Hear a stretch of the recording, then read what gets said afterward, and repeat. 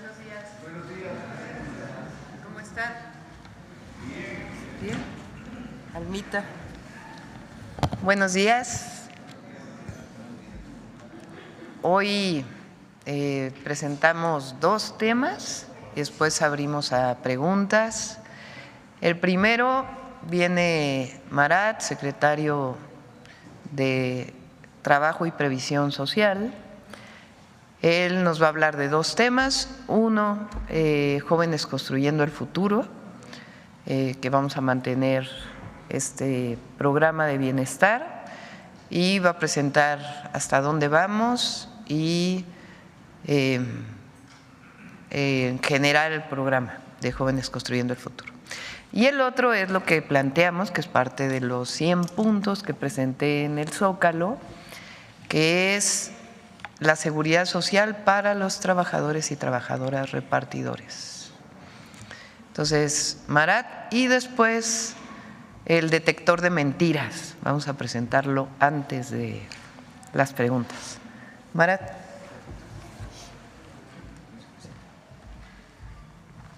Muy buenos días a todas y todos. Me da muchísimo gusto estar en esta mañanera del pueblo para, justamente atendiendo las instrucciones de la presidenta, presentar lo relativo al programa Jóvenes Construyendo el Futuro, con lo cual les pediría por favor que nos ayuden con la primera diapositiva. Decir al respecto de este programa que, como saben, pues un programa del bienestar del Gobierno de México enfocado a atender a hombres y mujeres jóvenes entre 18 y 29 años que no estudian y no trabajan, a través de la capacitación en el trabajo en diversas unidades económicas, como son talleres, negocios, empresas, tiendas, entre otros. Las y los jóvenes aprenden mientras en esta capacitación de 12 meses reciben un salario, además un salario mínimo de manera directa a través de la tarjeta del Banco del Bienestar. Y este apoyo económico es justamente muy importante porque además ha ido incrementando con el tiempo, a la par de lo que se ha ido incrementando también el salario mínimo.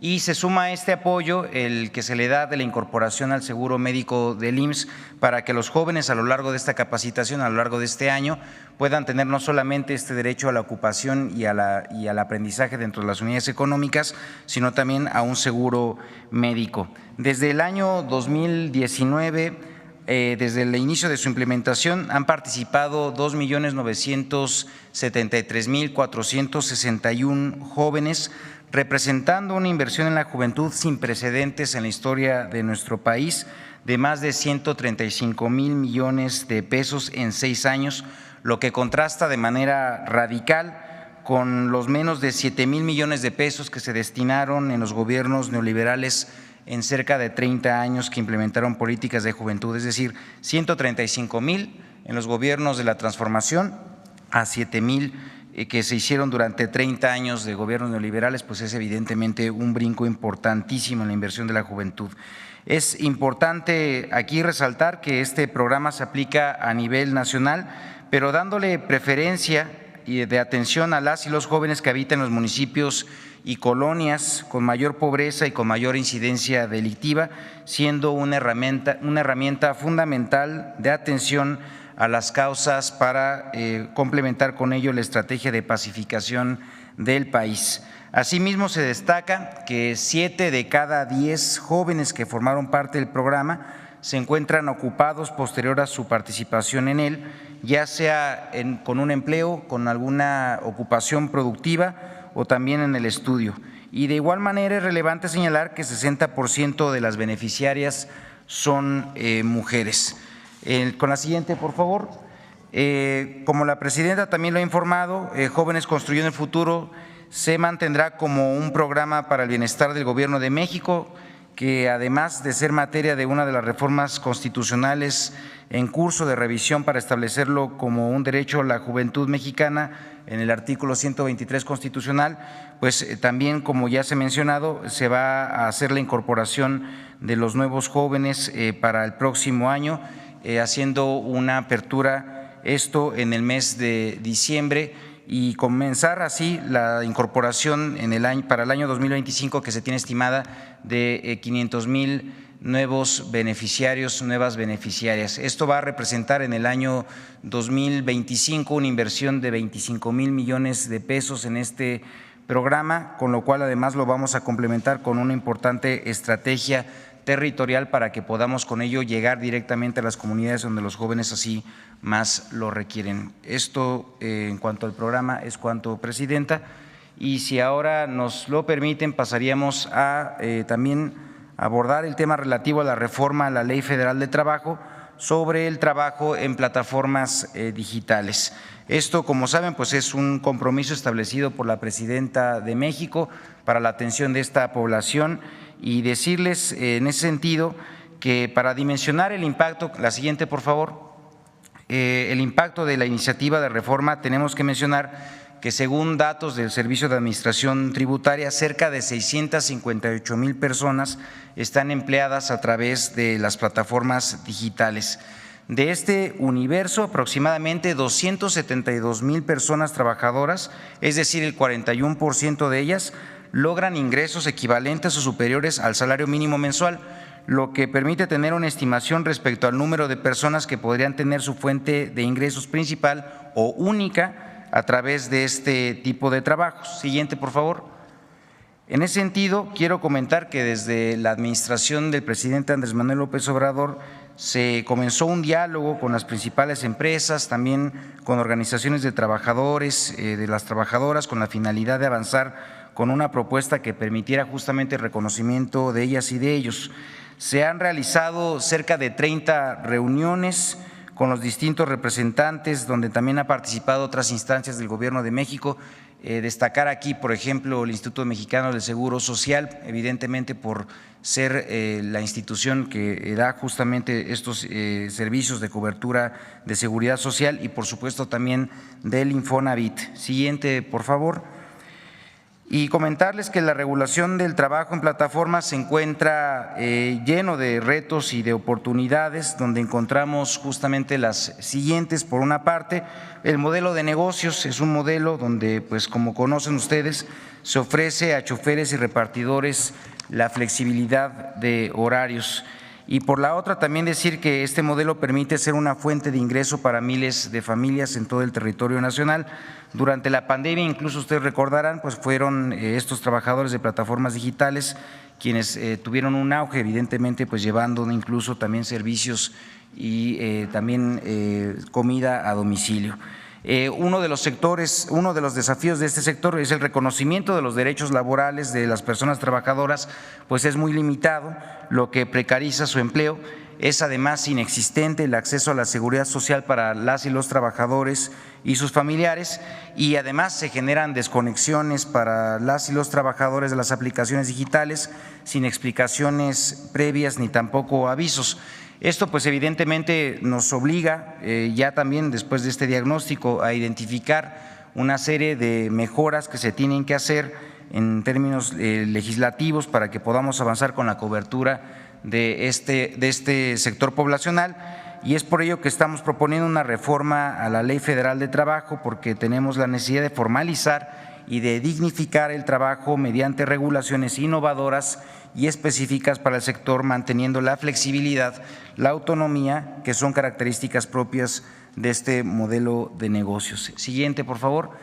Y bueno, pues a continuación, siguiendo las instrucciones de la presidenta Claudia Sheinbaum, es que justamente presentaré algunos de los puntos más importantes relativos a esta iniciativa. Por una parte, se añade un capítulo a la Ley Federal de Trabajo para regular el trabajo en plataformas digitales para choferes y para repartidores. Se establece la creación de un régimen transitorio para que el IMSS implemente un piloto de carácter obligatorio para las empresas. Por otra parte, las personas trabajadoras seguirán escogiendo sus horarios de trabajo, así como la o las plataformas en las cuales van a trabajar. Esto es muy importante porque se mantiene la libertad para las y los trabajadores, es decir, ellas y ellos son las que definen el tiempo donde van a estar conectados en las plataformas. También se reconoce la subordinación discontinua y acotada al tiempo efectivamente trabajado, es decir, se reconoce la subordinación discontinua, que es uno de los puntos que además pues se preguntaba al respecto de esto, y mencionar que además pues no se tiene afectación en el fondo ni tampoco ningún cambio en el modelo de negocio. ¿Qué es lo que estamos buscando con ello? Pues que haya claridad en las reglas de trabajo, que exista un registro de contrato ante el Centro Federal de Conciliación y Registro Laboral, que además la política de gestión algorítmica del trabajo que está pues detrás, digamos, o lo que administra en general el trabajo dentro de la plataforma, pues explique de manera muy clara las reglas del algoritmo, y este documento formará parte ahora también del contrato de trabajo. Con ello habrá muchísima más claridad para las y los trabajadores de los mecanismos de asignación de los servicios. Y uno de los puntos muy importantes es justamente el otorgamiento de la protección social, que es justamente que las personas trabajadoras que generen más de un salario mínimo tendrán derecho a los seguros y servicios del IMSS, riesgos de trabajo, enfermedades, incapacidad, maternidad, pensiones y guarderías quedarán así cubiertas. También tendrán derecho a créditos del Infonavit, como cualquier otro trabajador formalmente registrado, y tendrán seguro contra accidentes de trabajo todas las personas trabajadoras, independientemente de su monto de ingreso durante el tiempo efectivamente trabajado. Se establece, en la siguiente, por favor, se establecen reglas para la desconexión con y sin responsabilidad para las plataformas. Para los casos graves podrá ser inmediata por incumplimiento de pedidos o en general decirles las reglas con las cuales se dará que en al menos 3 días de anticipación previos a la desconexión pues puedan tener conocimiento de ello. En todos los casos deberá haber mecanismos de revisión gestionados por personas y no por algoritmos o computadoras. Además que estamos incluyendo otras disposiciones, esto por ejemplo con perspectiva de género, incluyendo mecanismos especializados para la atención en casos de acoso, hostigamiento o similares, y por supuesto también respetando y cubriendo el pago correspondiente de utilidades para las y los trabajadores que participan en estas plataformas. Siguiente, por favor. Respecto a las facilidades e innovaciones en el aseguramiento en el IMSS, informo lo siguiente. Se crean reglas específicas para el trabajo en plataformas digitales, incluyendo un programa piloto, como ya mencioné, para las plataformas, esto de 180 días. Va a haber un alta en el IMSS a inicio de mes sin pago, con un ajuste retroactivo y pago a final de mes. Se generarán registros patronales a nivel nacional para cada una de las plataformas digitales.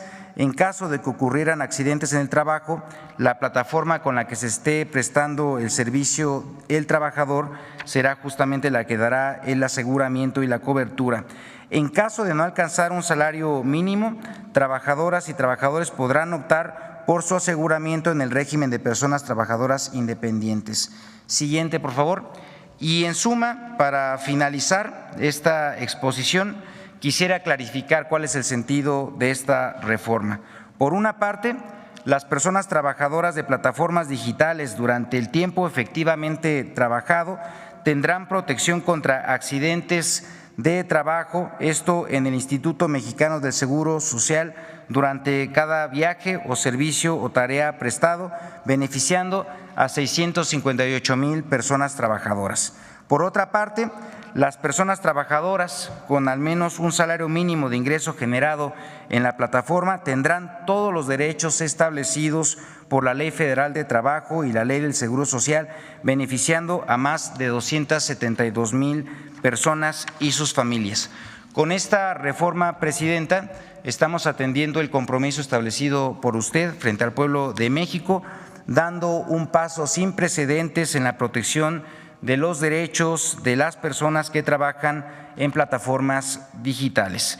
Y ahora, si me permiten, justamente para poder formalizar este compromiso, la Presidenta nos va a apoyar con la firma de la iniciativa del proyecto de decreto a la Ley Federal de Trabajo en materia de trabajo de plataformas digitales, con lo cual pues en los próximos días se estará haciendo la entrega correspondiente a las cámaras para que hagan su discusión, evaluación y eventualmente aprobación. Muchísimas gracias.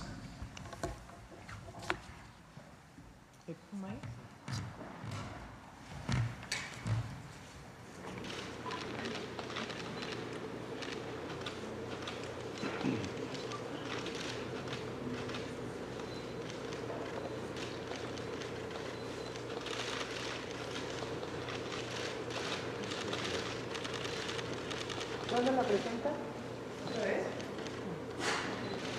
Bueno. ¿Cuándo la entrega? ¿Cuándo la entrega? Perdón, sí, justamente se va a hacer todos los procesos para que pues en estos días siguientes pueda ya ser presentada formalmente en la Cámara. Bueno, eso ya corresponderá eventualmente en diputados, va a ser Cámara de Diputados. Bien, pues muchísimas gracias. Permiso.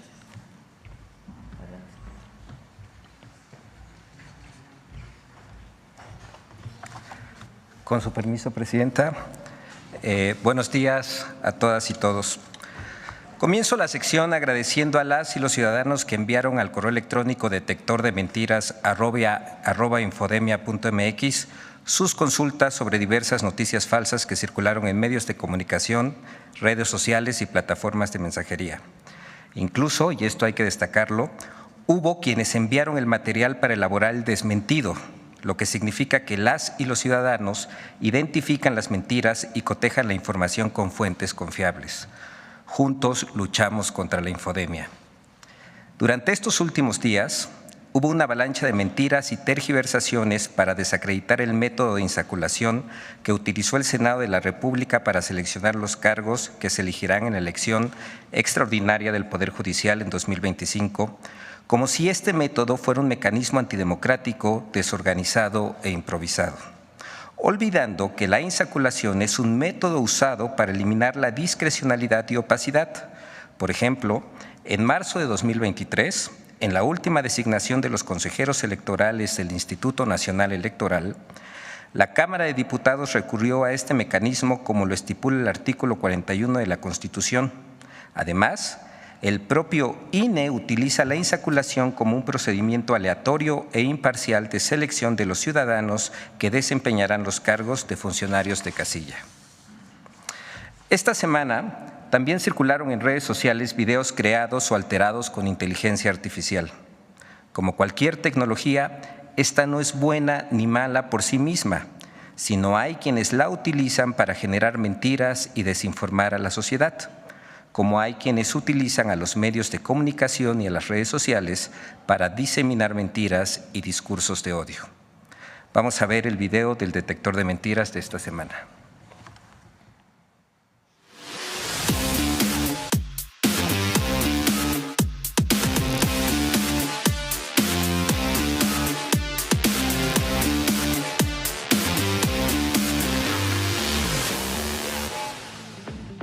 En la semana del 10 al 15 de octubre, en redes sociales y medios de información circularon mentiras sobre diversos temas que el detector de mentiras rastreó con el apoyo de la ciudadanía.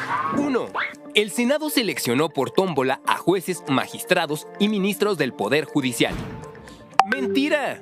A través del proceso de insaculación realizado en el Senado el 12 de octubre, se seleccionó a la mitad de las magistraturas de circuito y juzgados de distrito a elegirse el 1 de junio de 2025. Es decir, solo se seleccionó a los puestos que se elegirán y no a las personas. Esta línea desinformativa también apareció en las columnas de periódicos de circulación nacional, pues de las 43 columnas publicadas el lunes 14 de octubre en los diarios Reforma, El Universal, Milenio, Excelsior y El Financiero, 21 de ellas, es decir, el 48.83%, incurrieron en información imprecisa o falsa sobre el proceso de selección de las judicaturas y magistraturas y de la reforma al Poder Judicial. 2. Las reformas de la Cuarta Transformación van en camino contrario a lo señalado en el libro ¿Por qué fracasan los países?, de los ganadores del Premio Nobel de Economía. ¡Mentira! El libro ¿Por qué fracasan los países? Fue publicado en 2012 y en él los autores señalan que en las décadas previas a su publicación, México ha continuado enfrentando problemas relacionados con la concentración del poder económico en manos de unos pocos. Es decir, cuestiona el modelo neoliberal y no a las políticas económicas actuales. 3. En redes sociales se reactivó un video en el que supuestamente la presidenta Claudia Sheinbaum llama a invertir en una plataforma financiera. ¡Mentira! El video está manipulado con inteligencia artificial. El original corresponde a mayo de 2024, cuando la entonces candidata presidencial Claudia Sheinbaum desmintió que cerraría las iglesias en México si ganaba la presidencia. 4. Falso video del Palacio Real de Madrid con una manta con la leyenda "Nada por lo que pedir perdón". El video que circula en redes sociales fue creado con inteligencia artificial y compartido por Juan Flúger, responsable nacional de prensa del partido español Vox. 5. Es falso que las Fuerzas Armadas hubieran dado un mensaje de rendición en Culiacán, Sinaloa.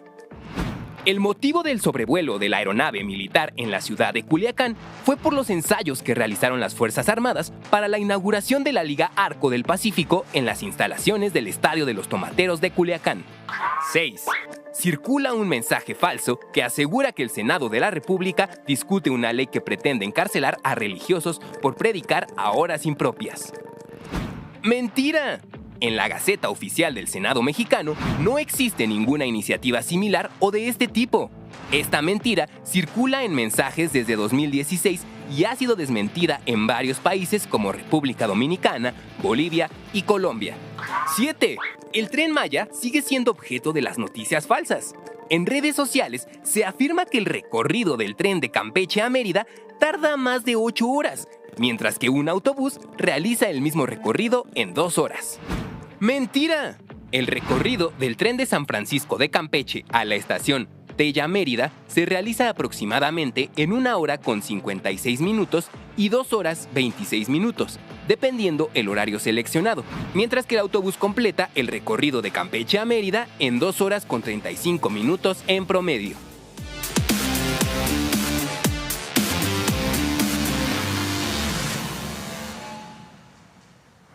Antes de despedirme, reiterar que en Infodemia recibimos las solicitudes de desmentidos a través del correo electrónico detectordementiras@infodemia.mx. Muchas gracias y hasta el próximo miércoles, Presidenta. Bueno, nada más déjenme comentar sobre la iniciativa. Son 658,000, ¿verdad?, trabajadores y trabajadoras que están vinculadas con las plataformas digitales, quienes las hemos usado, quienes no conocen de ellas. Uno, a través de una plataforma digital en el teléfono, solicita un servicio, sea alimentación o que llevan productos de alguna tienda. Este trabajo, como todos sabemos, aumentó mucho en la pandemia. O sea, estamos hablando de 658,000 trabajadores y trabajadoras en el país.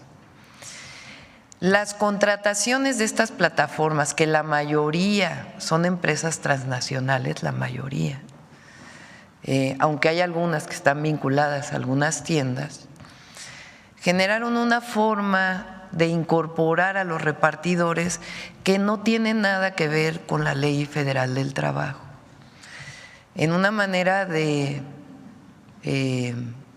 no reconocer las obligaciones que tiene un empleador con sus trabajadores.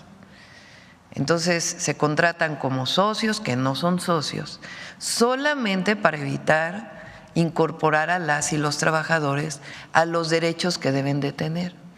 Si fueran socios, deberían de tener también reparto de utilidades. Entonces, el objetivo es regular y permitir que las y los trabajadores repartidores tengan derechos amparados por la ley. Algunos trabajarán 2 horas al día, se reconoce eso, no necesitan trabajar tiempo completo. Algunos otros trabajarán 8 horas al día, algunos trabajan hasta más. Todo eso tiene que ser regulado. ¿Para qué? Para beneficio de las y los trabajadores. Esto no se hizo aislado, se trabajó por la Secretaría del Trabajo durante varios meses con las plataformas y con las y los trabajadores, y también con el IMSS, Infonavit. Entonces, el objetivo de esta ley es que tengan derechos, que tengan derecho al reparto de utilidades, que tengan derecho a ser atendidos en el Seguro Social si tienen un accidente, que tengan derecho a seguridad social si trabajan tiempo completo. Entonces, estamos mejorando las condiciones de vida de las y los trabajadores repartidores en México. Entonces, algo muy importante, casi en ningún país existe esto, pero es algo obligatorio y es parte de lo que nosotros concebimos en la Cuarta Transformación. No puede haber un esquema de trabajo que esté fuera de la ley. Tienen que incorporarse necesariamente a la Ley Federal del Trabajo. Entonces, esto es y es muy bueno. Al mismo tiempo, Jóvenes Construyendo el Futuro va a seguir, incluso va a pasar a la Constitución, ya va avanzado en el Congreso y pues tiene el objetivo de seguir atendiendo a las y a los jóvenes. Durante todo el periodo neoliberal se hablaba de la palabra oportunidad, que el joven tenga oportunidad de trabajar, que el joven tenga oportunidad o la joven de tener acceso a la escuela. Lo que nosotros concebimos es que son derechos a los que debe tener acceso una o un joven. Que quede atrás el nini, que quede atrás la palabra rechazado como parte del pasado que no queremos que vuelva y que las y los jóvenes mexicanos tengan acceso al derecho a la educación, al derecho a la salud, al derecho al trabajo. Y por eso Jóvenes Construyendo el Futuro va a seguir. Entonces, son dos temas muy importantes y ahora sí pasamos a las preguntas. Bueno, primera fila creo. A ver acá.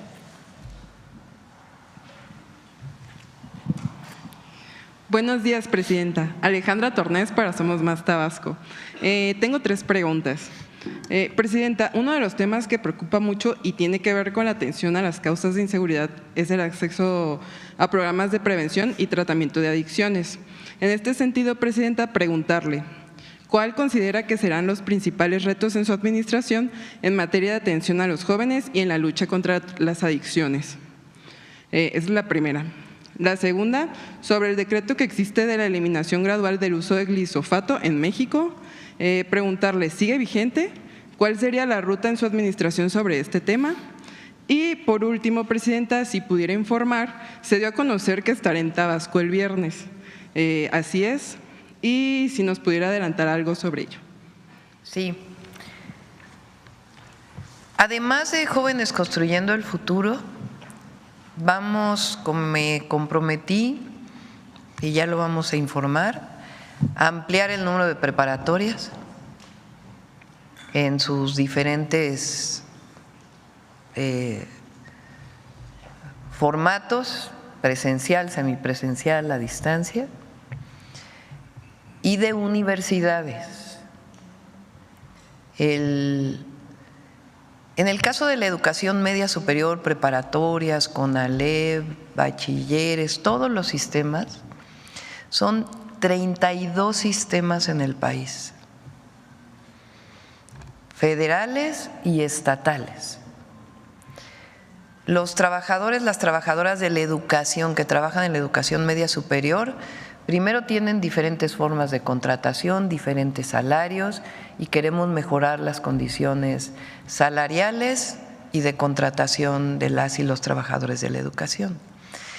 Pero además queremos reducir el número de opciones. Se avanzó mucho con el presidente López Obrador con la nueva escuela mexicana, también en educación media superior, para que hubiera un solo programa de estudios, tanto la técnica como el bachillerato general. Y nosotros queremos seguir avanzando en ello.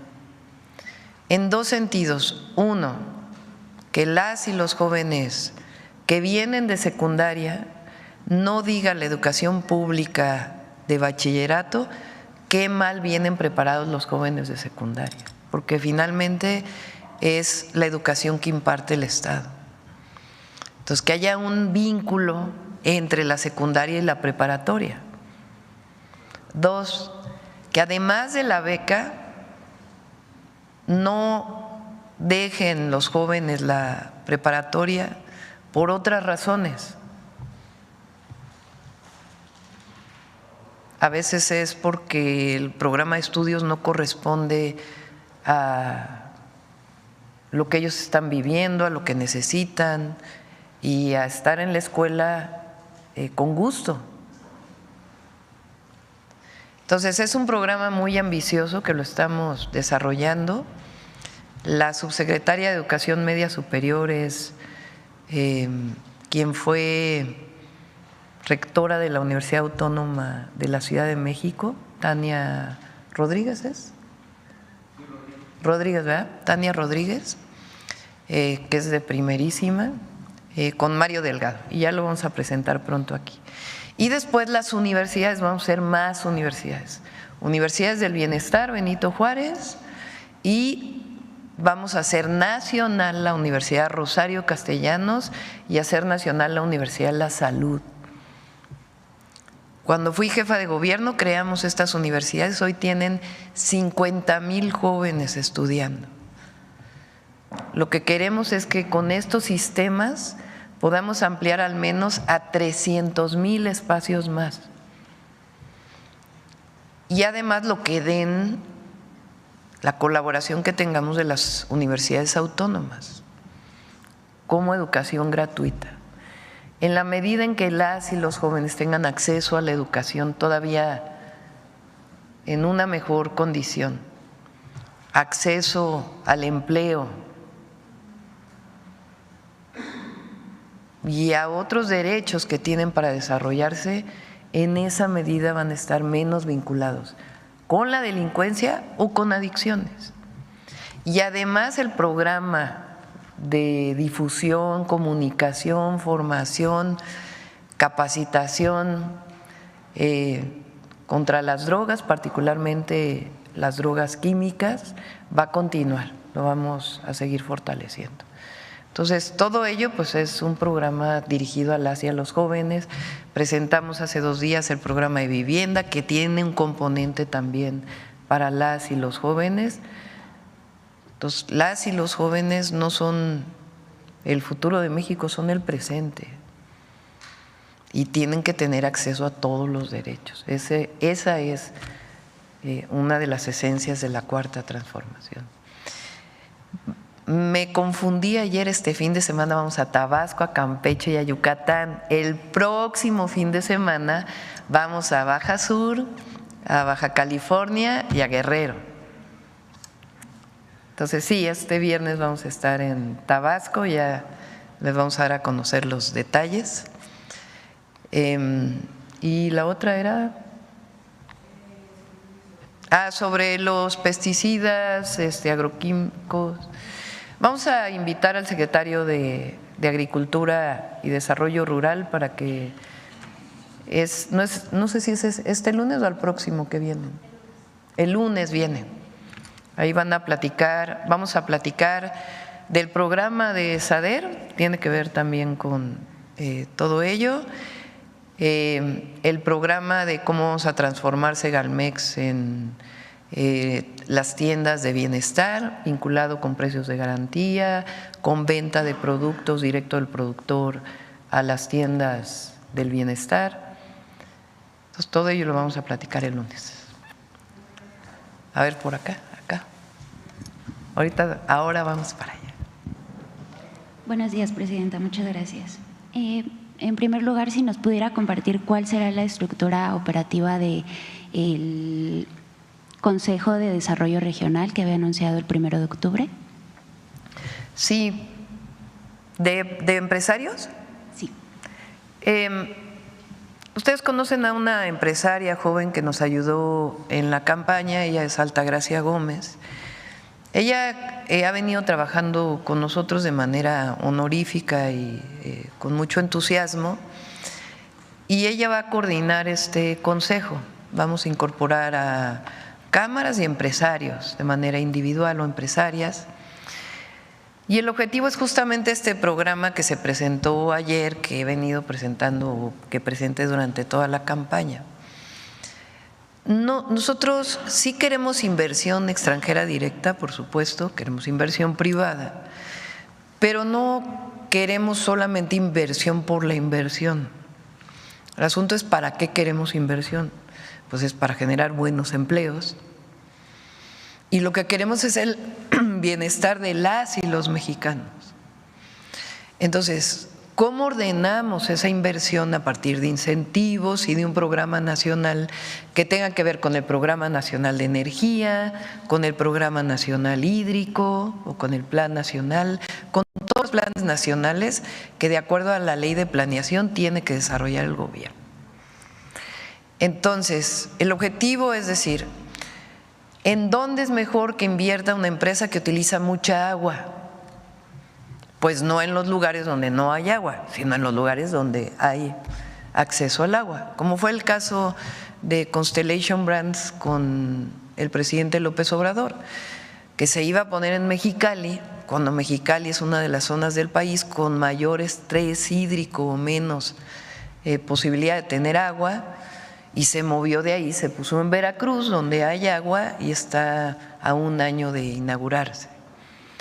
Ese es el objetivo, que la relocalización de las empresas que viene por el tratado, que se está dando por el tratado, tenga una orientación de desarrollo regional, que las viviendas que vamos a construir pues estén vinculadas a los centros de trabajo.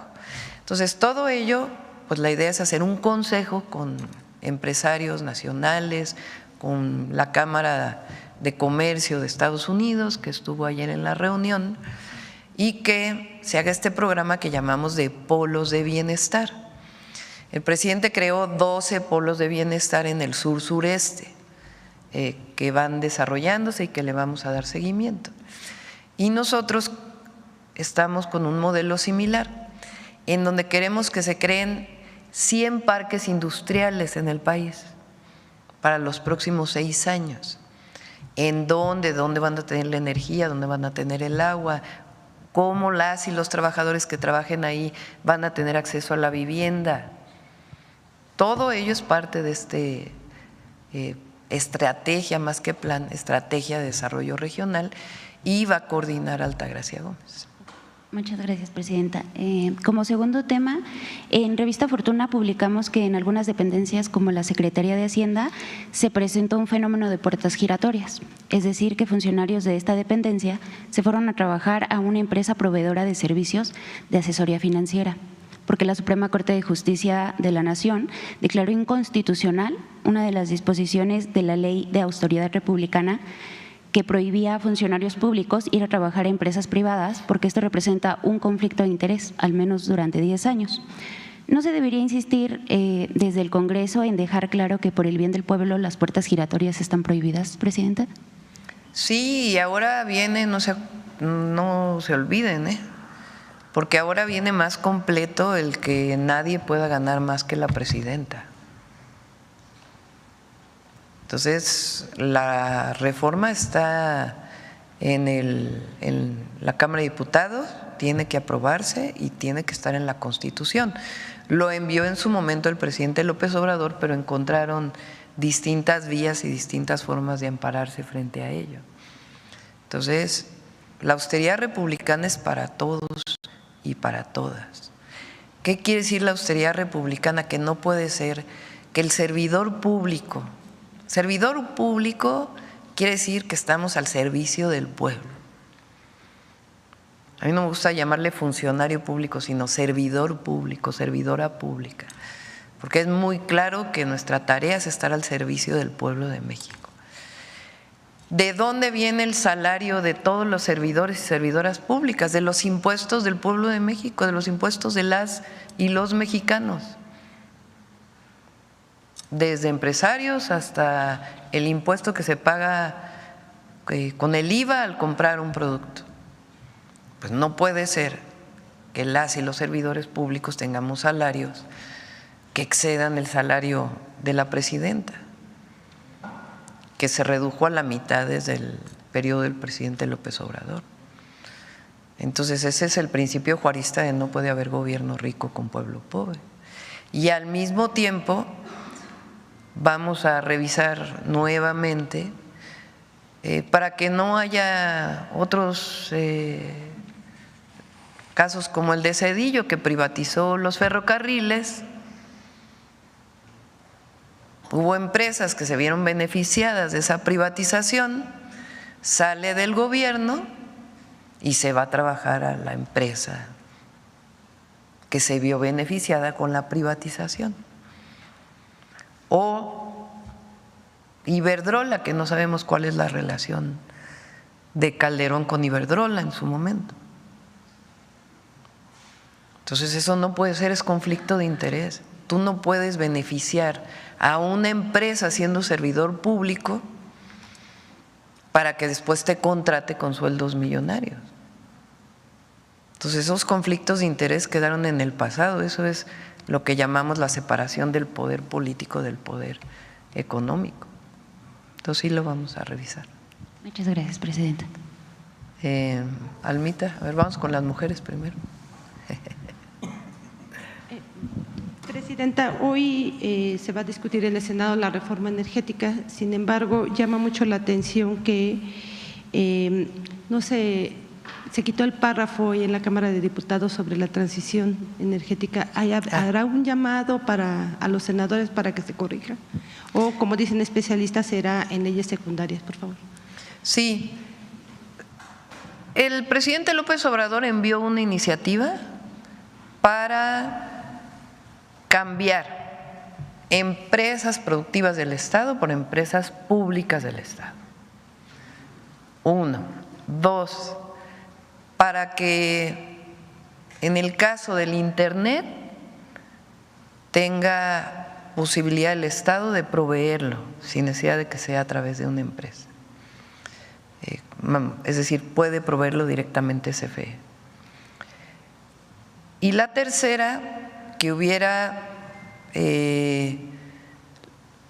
la posibilidad de que CFE, por ser empresa pública, sea la que pueda entrar al despacho de generación eléctrica con preponderancia. ¿Qué se agregó adicionalmente? Que las empresas públicas de energía del Estado no sean consideradas monopolios. Eso es lo que se aprobó. Eso que hace fortalecer a las empresas públicas. Y como expliqué ayer en la reunión con los empresarios, el objetivo es que CFE tenga 54% al menos de la generación y el resto lo pueda proveer la empresa privada con reglas muy claras. Entonces recupera lo público las empresas del Estado. Además, la comisión de la Cámara de Diputados agregó un párrafo en la anterior legislatura. En ese párrafo no quedaba claro exactamente a qué se referían. Formalmente era para la transición energética, pero en el párrafo no quedaba claro si era solamente obligación del Estado la planeación de la transición o también la producción de todas las fuentes renovables de energía. Si hubiera quedado como tal el párrafo, no hubiera sido consistente con lo otro que estamos planteando. Es decir, si hubiera quedado así, podía ser que si uno pone un panel fotovoltaico en su casa estuviera prohibido. Entonces, lo que decidimos es que esa parte quede en la ley secundaria. Queremos la transición energética, queremos más fuentes renovables de energía, pero no necesariamente tiene que quedar establecido en la Constitución, particularmente en esos dos artículos donde de lo que se habla principalmente es de las características de las empresas públicas. Entonces, esa es la razón por la cual se quitó ese párrafo de la transición y va a quedar en las leyes secundarias. Presidente. Y qué bueno que ya se aprobó en el Senado, ya se aprobó, entiendo, en el Senado. Faltan los estados, pero es algo muy importante. Y hablando de legisladores, quisiera preguntarle, la semana pasada hubo el reparto de comisiones, estuvo muy cuestionado por cómo se dio, que inclusive hubo acusaciones de amenazas, etcétera, ¿no? ¿Qué llamado le haría a los legisladores? Sobre todo porque hay códigos en el caso de Morena y pareciera como que no se hubieran respetado. Yo no me voy a meter al funcionamiento interno pues del Congreso. Es una responsabilidad de las y los legisladores. Mi opinión es que las y los legisladores tienen una tarea fundamental y es regresar a su territorio. Sí, proponer leyes, votar las leyes, discutirlas, debatirlas, pero las y los legisladores fueron electos por el pueblo y muchas veces llegan a ese lugar, al Congreso, a ese gran edificio, y ya no salen de ahí. Son representantes populares. Entonces, si están en una comisión o no, pues es asunto de ellos en qué comisión y cómo se eligen. Pero lo que es mi opinión muy personal es que además de estar ahí, creo que ahora las sesiones son martes y miércoles. Bueno, pues tienen jueves, viernes, sábado, domingo, lunes. Los que no están en comisiones y no tienen una tarea legislativa particular para ir a hablar con la ciudadanía, a informar de las reformas al Poder Judicial, de la reforma que se está haciendo a las empresas públicas del Estado en materia energética. Esa es una tarea fundamental, a territorio, así como nosotros vamos a territorio viernes, sábado y domingo, las y los legisladores a territorio. Hay que dejar un poco el escritorio e irse a territorio. Gracias. Y ya nada más la última pregunta es, ayer Rosario Piedra dice que sí quiere ir mantenerse como presidenta de la CNDH. ¿Usted cómo la ve? En el gobierno pasado pues sí se le impulsó para el cargo, se le defendió en el cargo, de hecho, ¿no? Pues depende también del Senado. Quien decida el Senado es una atribución de ellos.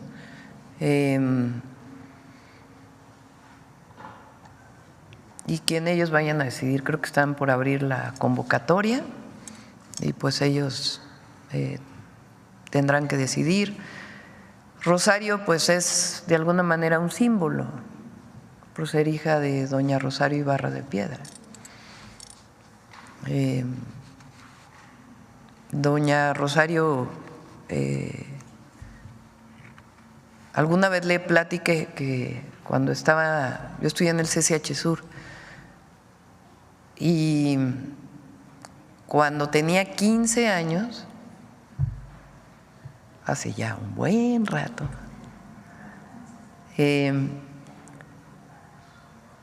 las madres de desaparecidos políticos durante un tiempo hacían una huelga de hambre en la catedral, previo al informe presidencial, como una presión de resistencia civil pacífica para que el entonces presidente, estoy hablando de la época de López Portillo, se manifestara en torno a los desaparecidos políticos. Que es muy claro que eran desaparecidos ahí sí, con toda la orden desde los más altos niveles del poder de desaparecer a quienes estaban en contra del régimen entonces. Y cuando estaba en el CCH, pues nos organizamos como estudiantes para venir a ver a las madres que estaban en huelga de hambre.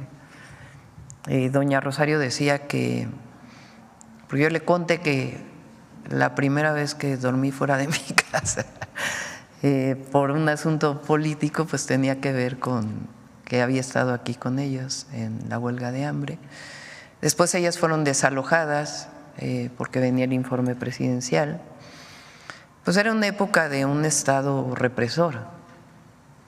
Entonces Rosario, hija de doña Rosario Ibarra de Piedra, pues es en muchos sentidos un símbolo de la lucha de las madres de desaparecidos por razones políticas de aquella época, ¿no? Entonces, pues tiene todo nuestro reconocimiento y respeto, pero ya la decisión de quién va a ser la presidenta o el presidente de la Comisión Nacional de Derechos Humanos, pues le corresponde al Senado de la República. Acá, mujeres dijimos primero y luego vamos. Gracias, presidenta. Dalila Escobar, de Proceso. Primero preguntarle, bueno, ayer Genaro García Luna envía una carta al juez Brian Cogan. Estamos a nada ya de que se dé la sentencia al exsecretario de Seguridad de Felipe Calderón. Y bueno, él habla de que fue implacable cuando tuvo que enfrentar a los grupos criminales que producen y distribuyen la droga. También, incluso, bueno, en parte de esta carta, que fueron 5 hojas, dijo que México todavía hablaba en presente con el expresidente López Obrador, estaba viviendo una especie de convulsión por el desmantelamiento del Poder Judicial, que incluso se dedicaba el expresidente a perseguir a quienes no eran afines a él o a quienes en realidad eran sus detractores, ¿no?, políticos. También, bueno, aborda la negativa del diálogo con Estados Unidos y pidió la consideración del juez en torno a que se tomen en cuenta la sentencia, porque él asegura que desde el gobierno se enviaron pruebas falsas en su contra, que además se utilizó el testimonio de un criminal y otro tipo de situaciones en su contra. Preguntarle, evidentemente usted ahora como presidenta de México y como sucesora de la persona del mismo movimiento, quisiera preguntarle cómo considera usted que, o cómo se toman estas declaraciones, sobre todo cuando se habla en contra, sí, de una reforma al Poder Judicial, pero también de la fabricación de delitos que él acusa, aunque sabemos, bueno, que en México este tipo de cuestiones, señalamientos, se conocían desde incluso 2012 y desde entonces pues tampoco se había hecho nada para investigarlo aquí en el país. Mucho cinismo, ¿no? La verdad. O sea, ¿quién es Genaro García Luna? Aquí el presidente López Obrador habló de que incluso la Fiscalía tiene una investigación de que está involucrado con esconder al segundo tirador del asesinato de Colosio, trabajando él en el CISEN. Llega a ser, bueno, con Fox de la AFI, creo era, ¿no?, de la Agencia Federal de Investigación. Y luego llega a ser secretario de Seguridad.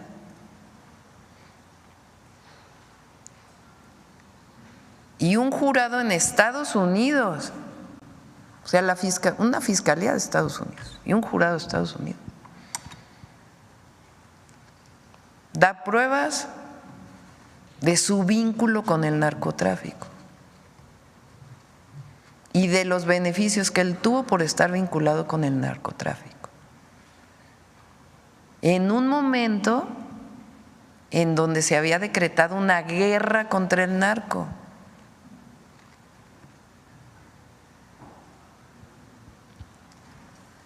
Entonces, ¿qué tiene que ver eso con la reforma al Poder Judicial? ¿O quién es García Luna? ¿Qué autoridad moral tiene para hablar de lo que está pasando en México y lo que decidió el pueblo de México?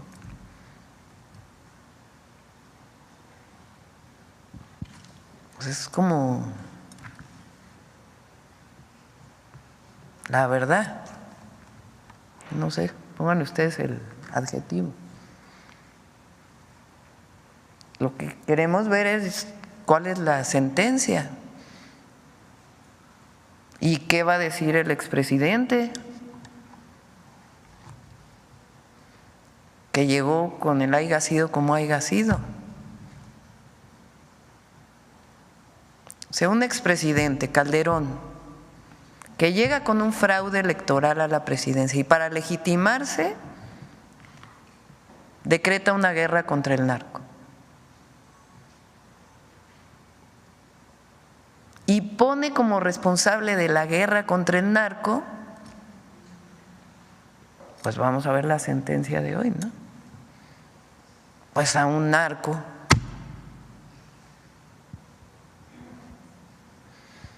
Entonces, ¿qué tiene que ver la Carta de las relaciones México-Estados Unidos?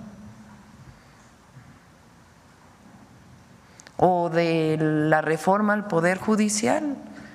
O sea, ¿qué autoridad moral tiene para estar hablando de una decisión del pueblo de México? Entonces, sí, pues vamos a ver la sentencia y mañana platicamos de nuevo del caso, porque son cosas que no se pueden olvidar en México. No se pueden olvidar, porque quien olvida repite los mismos errores. Y nosotros tenemos que estar informando de esto. Es obligación de las y los mexicanos estar informados, porque ahora resulta que es una víctima el señor, pues lo digo. ¿Le parecería justa cadena perpetua, que es uno de, pues obviamente el límite de la sentencia? No me meto ahí, que decida él.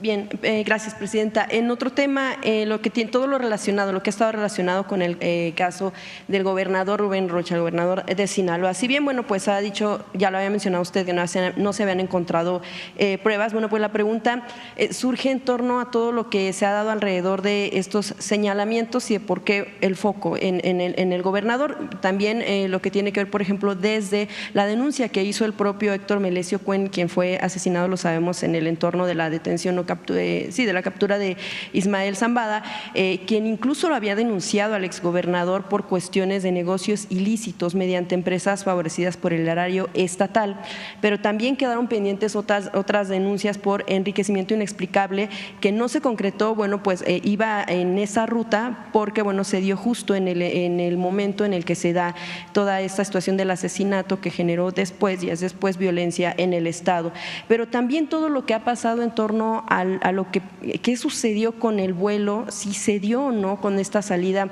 del gobernador Rubén Rocha el día en que se detuvo al Mayo y, bueno, que se llevó a él y a uno de los hijos de Joaquín Guzmán a Estados Unidos, donde pues ahí continúan. Y también, bueno, porque lo que se ha mencionado es que no hubo tal salida del gobernador, que hubo la salida de un vuelo, pero en el que no iba él. Él mostró un documento de bitácora, sin embargo se ha hablado de que podría ser no contundente, como si, por ejemplo, la muestra del pasaporte con el sello o alguna imagen donde pudiera corroborarse que en efecto fue él quien estuvo en Estados Unidos. De hecho, a partir de una investigación que se publicó incluso en proceso, el propio gobernador ha acusado a periodistas como Luis Chaparro, incluso también a periodista Susana Oresti, de orquestar riesgos alrededor suyo, una campaña, y el propio reportero también ya ha denunciado amenazas a partir de este tipo de señalamientos públicos por parte del servidor público. Independientemente del informe que se espera por parte del gobierno de Estados Unidos, en México hay aparatos de inteligencia, no está el Centro Nacional de Inteligencia. ¿Cuándo se va a presentar por parte del gobierno un informe en torno a lo que han recabado respecto de esta investigación y qué sucede con Estados Unidos? ¿Por qué ha pasado tanto tiempo y no se ha dado este informe para tener mayor certeza y evitar que se diga o se niegue cierta información, sobre todo para dar certeza al pueblo de Sinaloa?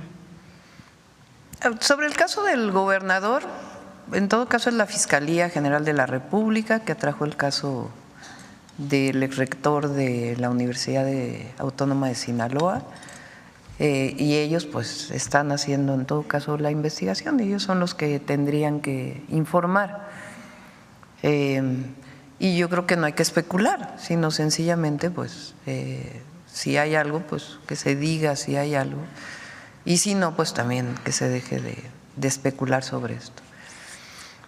Lo que es, creo yo, más importante es el tema del informe de Estados Unidos. Porque el tema es cómo es que se da esta detención. O sea, no olvidemos, Sinaloa no tenía homicidios. No estoy diciendo que no deba detenerse a los delincuentes. En eso todos estamos de acuerdo, que quien delinque debe de haber cero impunidad. Pero veamos qué pasa. Sinaloa prácticamente no tenía homicidios. Viene una detención que no es una detención que venga de instancias del gobierno estatal o del gobierno federal o de las fiscalías, sino que hay un supuesto secuestro del Mayo y se lo llevan a Estados Unidos. Después sale que hay alguien que salió liberado, no quiero dar los detalles. ¿Qué pasó? Y a partir de ahí se desata una ola de violencia en Sinaloa.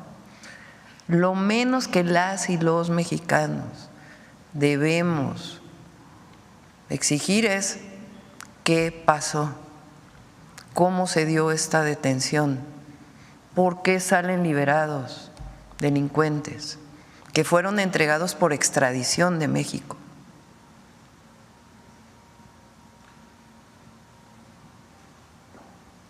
Entonces, eso sigue, o sea, que se dé toda la información. ¿Quién está en esta investigación? Y todo? Es la Fiscalía General de la República. Pero no hay que especular, desde mi punto de vista, porque es acusar a alguien sin pruebas, pues no es bueno. Entonces hay que hacer que actúen las instancias correspondientes. En caso de que resulte responsable el gobernador, que se proceda conforme a como debe cualquiera, ser. No hay impunidad, o sea, hay cero impunidad, pero tampoco es justo que se especule sobre un gobernador o gobernadora. Si hay pruebas, pues que se presenten. Presidenta, ya ha sido tema este asunto de que Estados Unidos no entrega la información y además a qué lo atribuye. A final de cuentas, como bien menciona, antes de la detención no se tenían estos niveles de violencia que en Sinaloa, y el expresidente hablaba de una corresponsabilidad de Estados Unidos por provocarle de alguna manera. ¿Usted considera lo mismo, pero sobre todo por qué o a qué atribuye que Estados Unidos, y si se lo han pedido directamente en algunas de estas reuniones? Sí, en su momento lo hizo el presidente López Obrador por escrito, y es el que haya cambiado la administración, el gobierno, no quiere decir que esa carta no deba ser respondida. Hay continuidad, entonces todavía es importante que se dé respuesta a ello. Gracias, Presidenta. Y finalmente, nada más por no dejar pasar, mencionaba en un asunto también de… Y repito, nosotros estamos haciendo nuestro trabajo, la Fiscalía está haciendo su trabajo y nos corresponde también disminuir los índices delictivos, pero hay que saber por qué, qué hubo detrás exactamente. ¿Sería pertinente que en algún tiempo determinado la Fiscalía ya nos dé un informe de los avances de su propia investigación aquí en México? Pues le corresponde a la Fiscalía. Nosotros lo que tenemos con ellos ahora pues es, buscamos más coordinación para la actuación permanente,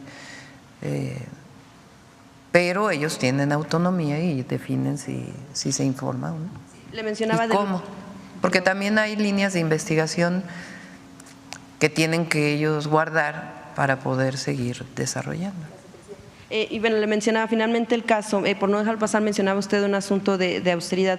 El caso del diputado local en Coahuila, Antonio Flores, pues es un empresario también carbonífero con contratos de la Comisión Federal de Electricidad y bueno, pues también legislador local, a quien bueno se le señalaba por estar viajando en un Lamborghini en calles de Musquis. Evidentemente, bueno, pues eso pudiera parecer apegado a lo que tiene derecho, a final de cuentas. Sin embargo, bueno, pues estaría un tanto en contra del asunto de la austeridad, pero sobre todo por ser una persona que además de ser un servidor, un legislador, pues tiene contratos de una empresa en una zona donde sabemos pues también hay condiciones precarias laborales, en donde hay incluso que estas condiciones precarias han generado la muerte, por ejemplo, el caso de mineros. Sabemos toda esta zona de Musquis, Sabinas, en donde se han dado accidentes que por un lado tenemos la cara de las condiciones en las que trabajan estos mineros y por otro lado lado tenemos este tipo de exhibiciones, de alguna manera, y este tipo de lujos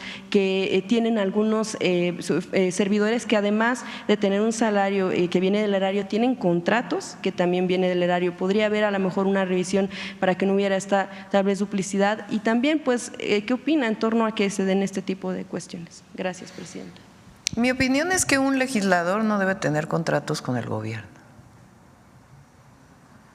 Esa es mi opinión, y hay que buscar si se puede legislar en torno a ello, porque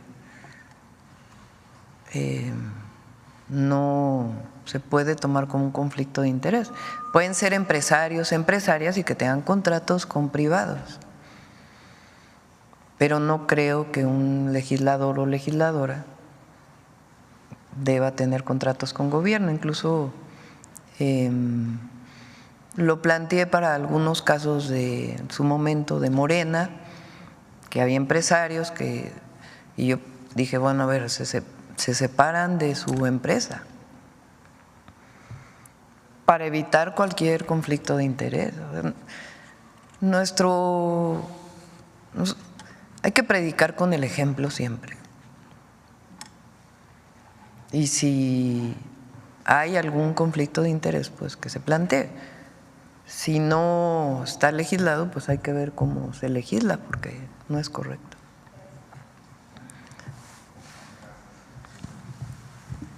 Muchas gracias, presidenta. Julio Mar Gómez, de Sin Puntos ni Comas y la Agencia de Medios Digitales del Pacífico.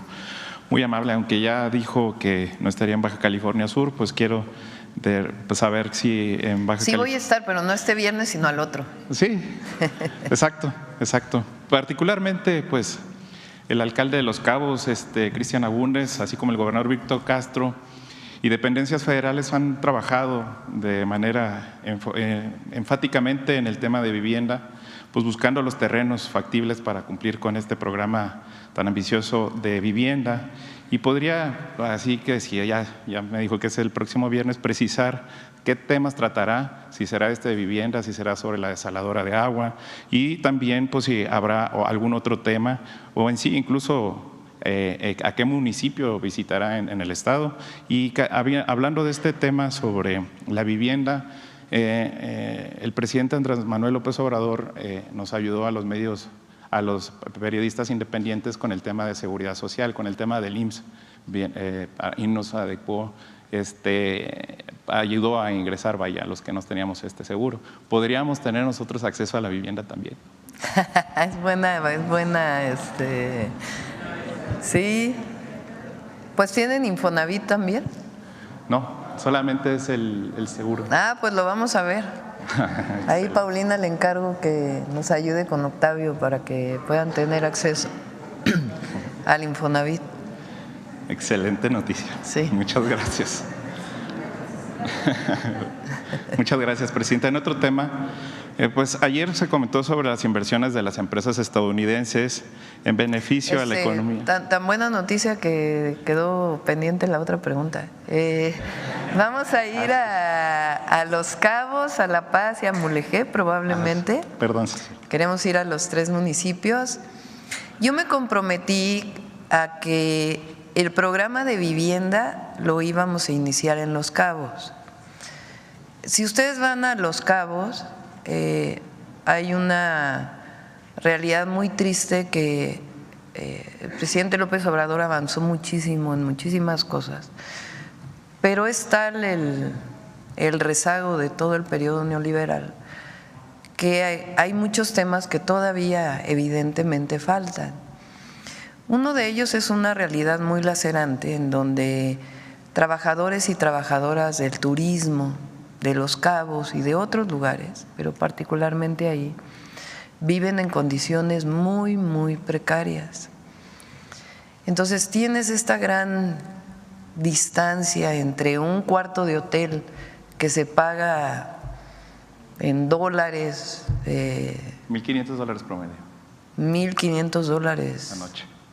O más. Sí, claro. Porque hay hoteles en Los Cabos y cerca que son muchísimo más.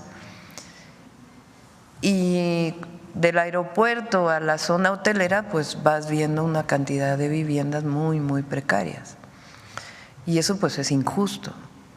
Entonces, ya tiene meses, y eso fue con la autorización del presidente López Obrador, ya como presidenta electa, que desde SEDATU se está haciendo un censo para todas esas viviendas, dónde trabajan, desde cuándo viven ahí, y la idea es poderle brindar una vivienda digna a todas esas trabajadoras y trabajadores. Entonces lo vamos a ir a anunciar allá a Los Cabos, están encontrando si hay terrenos federales o estatales, y si no, lo que significaría la adquisición de un predio para poder construir vivienda. Muchas gracias. Sí, a mí también se me pasó, disculpe. Es que Bueno, en el siguiente tema, Presidenta, exactamente como es muy buena noticia la de ayer, pues las empresas estadounidenses, en beneficio de la economía y el bienestar de México, pues en medio del desarrollo de este diálogo que CEO que se realizó, pues, ¿qué comentario podría decirnos sobre pues, la manifestación de los empleados del Poder Judicial que insisten y persisten en esta situación? Y pues con la visita del embajador y estos diálogos tan importantes que mejoran la economía del país, pues preguntarle si se despausó ya la relación con el embajador de Estados Unidos y si fuera de este acuerdo, llegó a un acuerdo que no fuera económico, hablando de otro tema el día de ayer. Sí, fue una muy buena reunión. Ayer les mencioné, y además es la razón por la cual es la reforma al Poder Judicial. Se ha estado diciendo por muchos comentócratas y adversarios que el objetivo de la reforma al Poder Judicial es que la presidenta o que Morena tenga control sobre el Poder Judicial. Entonces, lo que les dije ayer es lo que he dicho en otras ocasiones. Si eso fuera cierto, pues era mucho más fácil hacer una reforma al Poder Judicial como la que hizo Zedillo en 1994. ¿Qué reforma fue esa? Pues había 20 y tantos magistrados, ministros, se movieron a todos y entraron, ¿qué son ahora? 11, ¿no? 11. ¿Cómo se nombran? Por la mayoría calificada del Senado, y si no hay mayoría calificada, directamente por la presidenta o el presidente. Entonces, hubiéramos hecho una reforma igual, a ver, se van todos los ministros actuales y la presidenta va a nombrar a los 11 nuevos, porque tenemos mayoría calificada como movimiento político, y si no, de todas maneras, pues la presidenta nombra. Entonces, ¿para qué hacer una votación popular de jueces, magistrados y ministros si el objetivo es que la presidenta tenga control sobre la Suprema Corte? Entonces, eso se los mencioné ayer, les dije, no, el objetivo es que se acabe la corrupción en el Poder Judicial. Por ahí ayer lo comenté, el informe de la ministra presidenta, de su propuesta que presentó del nepotismo. Para quienes nos escuchan, ¿qué es nepotismo? Que familiares directos trabajen en el Poder Judicial. Este es el informe de la ministra Piña, que sacó antes de que entráramos nosotros, en septiembre creo. 37.4% de relaciones familiares en órganos jurisdiccionales, reconocido por ella.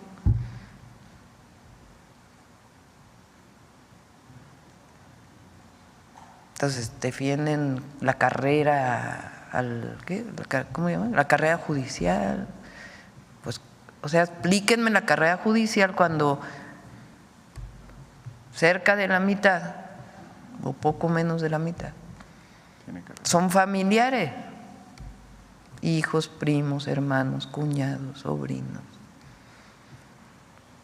Si a eso le agregamos todas las arbitrariedades que se han cometido en los pasados 6 años que tienen que ver con liberaciones de delincuentes, que tienen que ver con no pago de impuestos, que tienen que ver con amparos que no corresponden con la justicia. Si a eso le agregamos que el mexicano, mexicana de a pie, le es muy difícil tener acceso a la justicia, pues, ¿qué queremos entre todas y todos los mexicanos? Un verdadero poder judicial que esté al servicio del pueblo y de la nación y de los intereses particulares, o no llamamos, de los derechos particulares que están en todo caso en conflicto. Entonces, ayer se los dije, ¿qué queremos?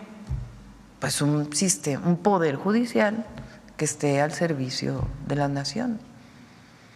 Y también les dije, toda mi vida luché por la democracia, no llegamos a la presidencia a ser autoritarios. Si nosotros creemos en la democracia, en las libertades, nosotros hemos sido los que luchamos por el México que se está construyendo. Entonces, todo eso abiertamente se les planteó y también dijimos, queremos que continúe el tratado, queremos que se invierta en México, las inversiones en México van a estar seguras, va a haber certidumbre de todo tipo. Entonces, y también dije, vamos a seguir dialogando siempre. Si no estamos de acuerdo en algo, pues también se vale, para eso es la democracia. Pero seguir con este diálogo. Entonces planteamos, por ejemplo, una mesa de trabajo sobre relocalización, una mesa de trabajo sobre inseguridad en carreteras, que es un tema que plantearon, una mesa de trabajo sobre cruces fronterizos, porque México ha avanzado mucho en los cruces fronterizos y del otro lado de la frontera se ha avanzado muy poco. Entonces fue muy bueno porque es una relación honesta, franca y al mismo tiempo pues saben que nosotros lo que queremos es que siga habiendo inversiones en México y que las inversiones de los inversionistas extranjeros están protegidas en nuestro país. ¿Y sobre la despausada con el embajador? ¿O sigue pausada? No, se están reuniendo a través del secretario de Relaciones Exteriores, que fue lo que planteamos.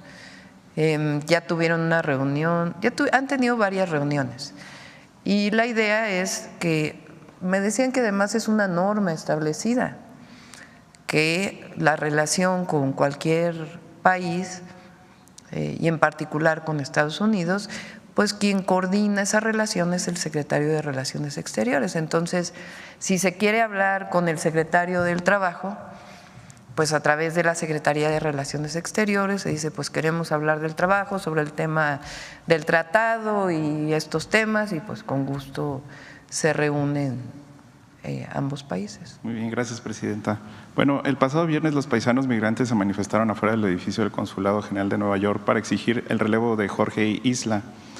A su vez lanzaron una convocatoria para recopilar firmas y lograr su destitución, convocatoria que han recopilado pocos más de 1000 firmas, pues que aseguran los paisanos que no hay méritos propios para que Jorge Isla reciba tal designación, debido a que sus indiferencias con la comunidad de migrantes en Nueva York ha sido bastante fuerte y que esperan que sea escuchado por usted o el canciller Juan Ramón de la Fuente.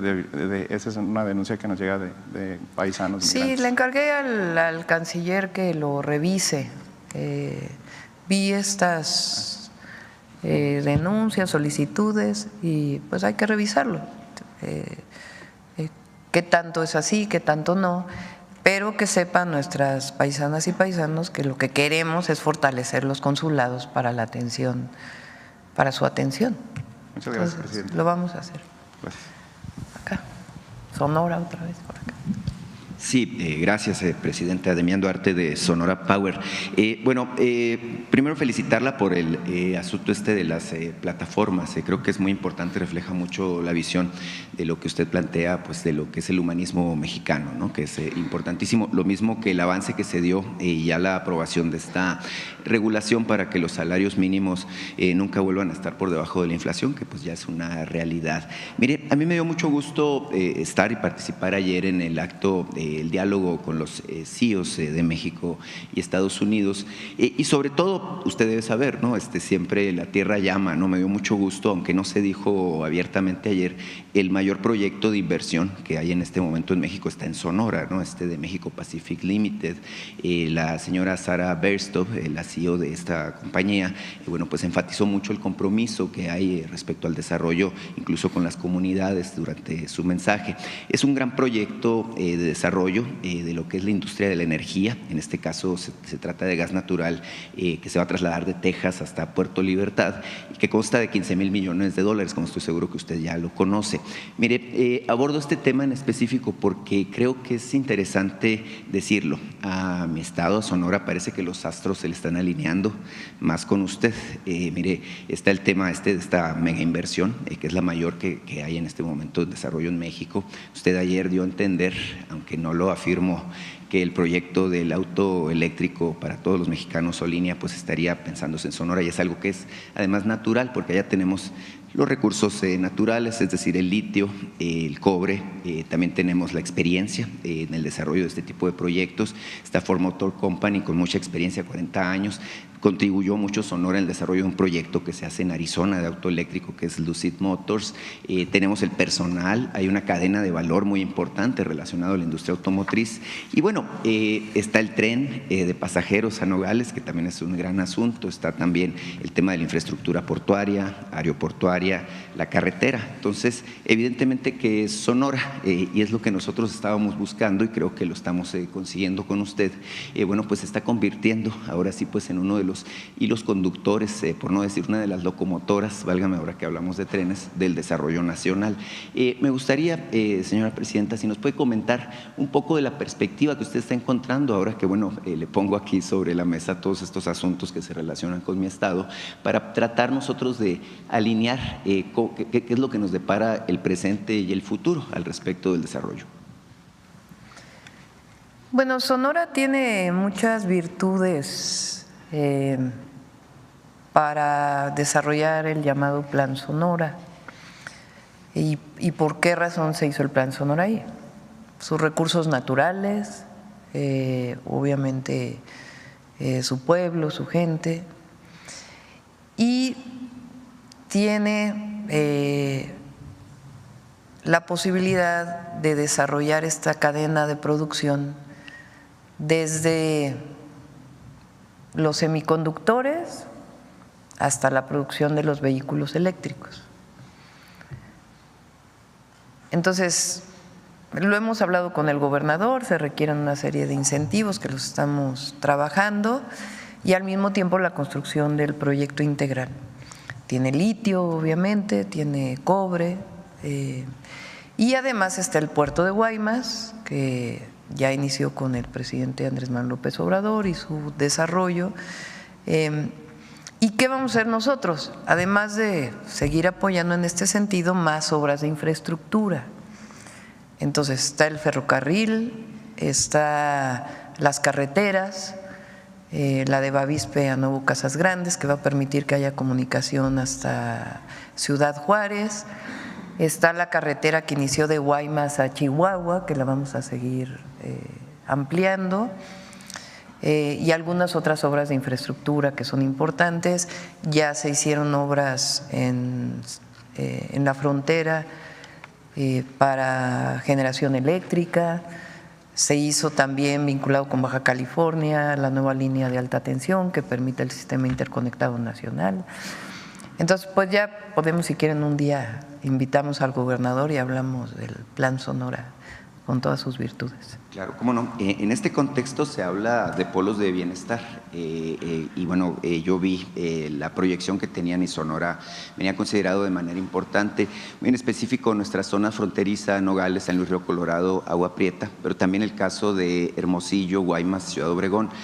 Hay una inquietud ya de hace algunos años en Sonora de buscar la oportunidad de establecer una suerte de corredor industrial con ciertos incentivos, justamente para propiciar esto de lo que estamos hablando, ¿no?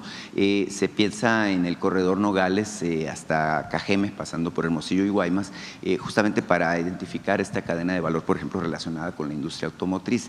Es preguntarle, Presidenta, si es posible o si está sobre la mesa esta cuestión de encontrar estos polos. Se habla de 10 parques industriales en específico para Sonora, de los 100 que usted está proyectando. Y bueno, ¿qué tipo de incentivos pudiéramos estar pensando que se pueden dar al caso de Sonora como estado además fronterizo? Si quieren, repito, sea en Sonora o aquí, presentamos todo el plan Sonora, desde infraestructura hasta el desarrollo de los parques industriales y todo lo que estamos planteando. Estamos considerando también un proyecto de agua que desde hace tiempo se tiene para suministrar de agua a Hermosillo. Entonces, hay varios proyectos para Sonora. Claro que sí, va a ser muy bienvenida a nuestra tierra. En otro tema, Presidenta, y no sé si nos pueda ir adelantando cuándo va a ir, por cierto, porque la estamos esperando desde el 4 de octubre, se decía que iba y finalmente no se dio. Sí, ya vamos, ahora sí que cerrando meses. Entonces ahora tenemos octubre, no va a tocar Sonora en este caso. Repito, el viernes vamos a Tabasco, el sábado a Campeche, el domingo a Yucatán. La próxima semana vamos a Baja California Sur, Baja California y Guerrero. Vamos a darle seguimiento a Guerrero y además al plan que tenemos con Guerrero. Y ya en noviembre ya informamos. Después va a venir viene el fin de semana del Día de Muertos, 1, 2 y 3. Y luego ya de ahí regresamos a nuestras giras. Claro, ¿cómo? No, vamos a estar trabajando aquí. Bien, la vamos a esperar en Sonora. Acabamos de entrar. Presidenta, mire, ayer la compañera Nancy Flores hacía o retomaba. Bueno, a ustedes sí les voy a dar su día. Creo que viernes es primero, ¿verdad? Sí. No hay gira. La compañera Nancy Flores retomaba el tema de la misoginia como un tema importante y sobre todo, mire, lo que hemos visto como una reacción de grupos muy conservadores, que a mí no me parece que sea un tema de casualidad o de iniciativa de alguno de los caricaturistas o columnistas que normalmente tienen este tipo de actitudes. Usted misma, señora Presidente, ha sido por momentos, cuando era candidata y creo que también desde que asumió el cargo, pues ha sido objeto de estos ataques misóginos, no solamente del comediante del que hablamos la anterior ocasión que me tocó la palabra, sino también de caricaturistas que incluso la han dibujado con correa y en circunstancias que obviamente no voy a repetir aquí por lo peyorativo que son, pero me parece muy grave, así como agreden a Andrea Chávez o a otras senadoras o a gobernadoras también, y se atreven también en el caso de la primera presidenta de México. Genera esto una preocupación, porque mire, si se atreven con ustedes, evidentemente pues no se van a tocar el corazón para hacerlo con otras mujeres.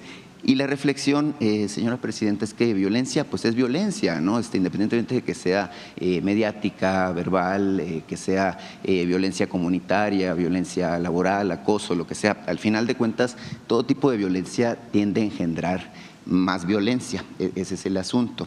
Y mire, usted sabe, yo soy padre de familia, tengo 2 niñas, pero seguramente muchos más tenemos esta preocupación respecto a la reacción que hay ahora que usted ostenta el cargo como presidenta. Evidentemente, más allá de si usted decide o no denunciar, que es su derecho, por supuesto, hacerlo o no, creo que es bien importante su voz. Su voz es muy fuerte, su voz es muy poderosa y esta voz, bueno, que refrenda en mucho esta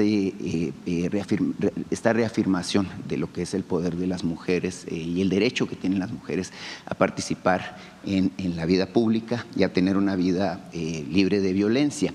Mire, le quiero exponer un caso que me contactaron los familiares, no voy a dar nombres ni circunstancias en el ánimo de no revictimizar, pero me contactaron en términos de que hubo un secuestro de 3 mujeres, una abuela, una madre y una hija, las 3 de la misma familia. Esto ocurrió en abril, estuvieron secuestradas durante 6 meses, pagaron 2 veces el rescate de los familiares y después las asesinaron. Aparecieron los cuerpos, el 25 de septiembre pasado. Me pidieron incluso, muy fuerte el asunto, que le entregara un documento donde le piden su apoyo para que se haga justicia. El tema, señora presidenta, es muy grave, la violencia pues es un hecho y evidentemente nos gustaría escuchar su voz manifestándose al respecto de lo que es este embate de fuerzas conservadoras, fuerzas oscuras que buscan violentar a las mujeres de nuestro país. Muchas gracias por su atención. Demián Duarte, de Sonora Power. Sí.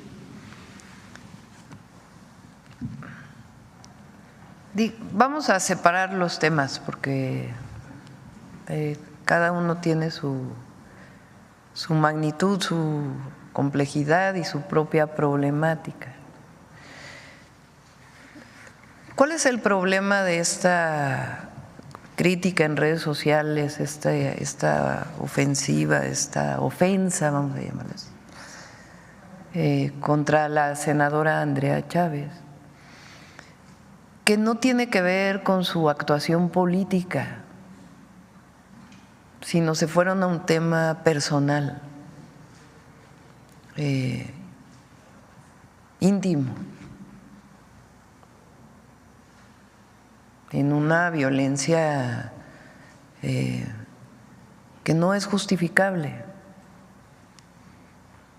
Distinto es, más allá de si hay alguna misoginia o no, que es condenable, cuando es un tema político expresado en una imagen. El problema aquí es que no tenía nada que ver con sus posiciones políticas, con su posicionamiento, sino con un tema absolutamente personal y con su cuerpo. Y eso debe denunciarse. Hombres y mujeres, no solo las mujeres. O sea, eso es violencia por el solo hecho de ser mujer. Entonces, por eso ahí mi solidaridad y mi apoyo. Ella tomó la decisión de aparte hacer una denuncia penal por la ley Olimpia. Por lo que nosotros no podemos permitir es ese tipo de violencia que tiene que ver con el ser mujer. Repito, es muy distinto a las caricaturas que incluso me hicieron a mí, que pudieran rayar en la misoginia, pero que tienen que ver con un asunto político que se quiere describir. No, aquí no tenía nada que ver con un asunto político, se fueron con un asunto personal, íntimo de ella. Eso no es aceptable. Y entre todos y todas, tenemos que parar eso. Porque eso es discriminación. Pero además es violencia contra una joven, sea senadora o no. Entonces, esa es mi posición respecto a ello. Por otro lado, tiene que ver con la discriminación por ser mujer, que lleva en algunos casos a la violencia física. Muchas veces de los propios familiares. Yo decía que de los feminicidios, al menos en la Ciudad de México, que fue lo que me tocó ver durante muchos años, lamentablemente el homicida en la mayoría de los casos estaba vinculado con alguien relacionado con la mujer, pareja, expareja, en muchísimos casos. Y eso significa que había un círculo de violencia que a lo mejor no fue denunciado o no fue atendido en su momento y llega incluso al feminicidio. Entonces, también ahí, por eso las leyes que se presentaron, las modificaciones, las reformas y el trabajo que tenemos que hacer conjuntamente desde la prevención hasta la cero impunidad. Y la otra es este caso que planteas, que hay que ver si es un tema de por ser, hay que atenderlo, y hay que ver si es un tema de por haber sido mujeres o es un tema de delincuencia organizada por algún otro caso. Pero nos va a corresponder, y tiene que ser así porque soy mujer, estar denunciando estos casos y estar llamando la atención, porque fíjense, con esto cierro porque ya son 9:15 y prometimos que a las 9 cerrábamos, o más o menos alrededor de las 9.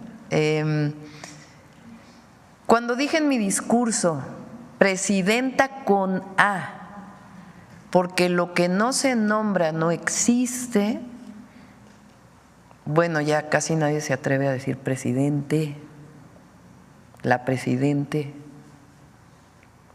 O sea, tuvo su impacto.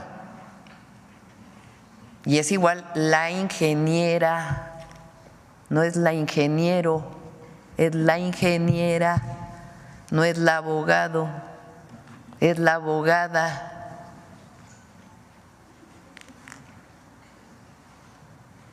Entonces, así como eso, vamos a seguir insistiendo todo el tiempo que me permite el pueblo de México estar en este lugar, atendiendo la violencia contra las mujeres, sea en dichos, sea en redes sociales,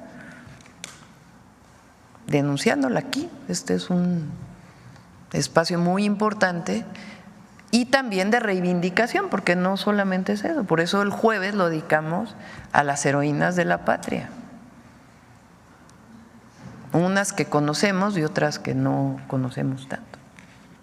Bueno, cerramos aquí. Gracias a todas y a todos. Nos vemos mañana. Gracias.